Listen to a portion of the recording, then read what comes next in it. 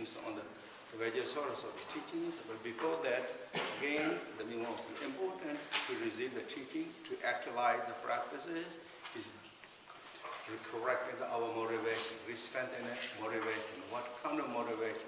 The joy. There we have so many motivations, actually, so many motivations. But this time, what the teaching highlighted, teaching pointing out, is re-strengthening good motivation, beneficial motivation, something that you feel happy, others feel so wonderful, nice. That motivation, we have to ignite it, glorify that. Without that good foundation of the motivation, practice goes something different directions. Even we're thinking that we are doing practice, but it goes different directions. It's all is dependent upon us. Buddha said, gracious teacher, Buddha said often, I taught the teaching or point out, up to you how you put that, actualize that. That's what Buddha said again and again. This time, that's what is we have to, our motivation, that is something really very strengthened. Motivation, what is that motivation? As Khenpo Tsewang Dongyal Rinpoche pointed out always in the teaching, the joy, the appreciation, that motivation is important.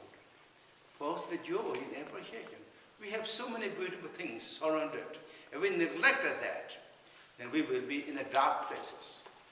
We have to bring that light, sunlight into our heart. Who is going to do? It's ourselves. Nobody is going to do for us. Even they do something, it's not going to full benefit.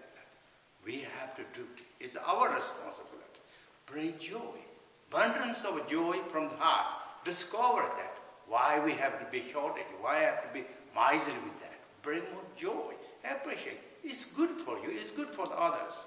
Bring joy and appreciation. We have so many reasons to be joy. As I said so many times, again I highlighted that. Because without this foundation, practice won't go far. And it's not something really turned in different direction. So therefore, joy and appreciation is important. We have every reason to be joy, both samsara level and as well as spiritual dharma levels. We are fortunate, we are blessed, we are lucky. But truly, this we're not making up the story. It's truly, reflect that thought. Truly it is. Then if this joy is not just enough, now we have to strengthen a second motivation, which is bodhichitta. Loving kindness and compassion thought for all living beings. Not just only ourselves is okay, but we are Mahayana practitioners, we are Vajrayana practitioners. Therefore, we have to think to every sentient beings, like global level or more kind of samsara, 6 realms levels. We really wish everyone happy, joy, peace, remove all suffering, the difficult troubles. Bring that bodhichitta attitude. That is, again, so important. Without the bodhichitta, our practice becomes very, very narrow and small. It just becomes kind of smaller and smaller. Even your practice, it becomes smaller and smaller and won't go too deep, strong. It becomes shallow practice. So therefore, have strong bodhichitta. That again, every great master said, everyone said, from the Buddha, all the one after another, every practitioner did that. Those who we see, those great masters, we see those great practitioners, what they did this. Joy and appreciation, bodhichitta. Follow their examples. We all have to follow their examples. They are like role model persons. How they become great practitioners, how they become great master and great enlightenment, because of this joy and bodhichitta. That is how they started.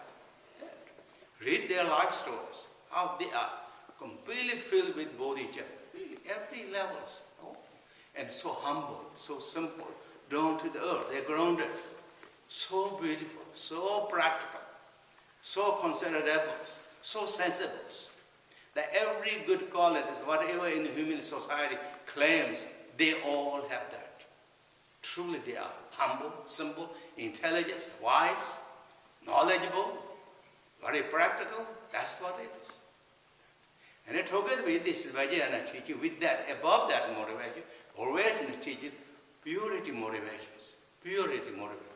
Everything is enlightened status, according reality level, on the true ultimate levels.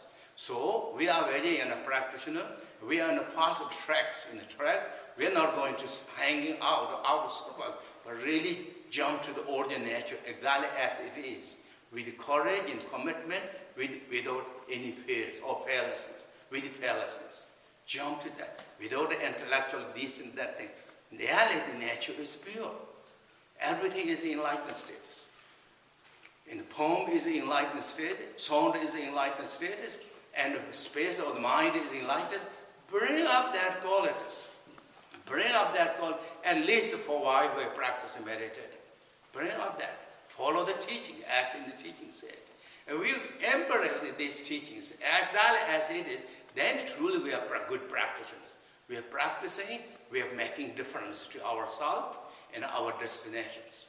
So therefore, those motivations are really important, and with those beautiful motivation, and then now I'm going to go the teachings on this short sadhana of the Vajrayana Saraswati. But before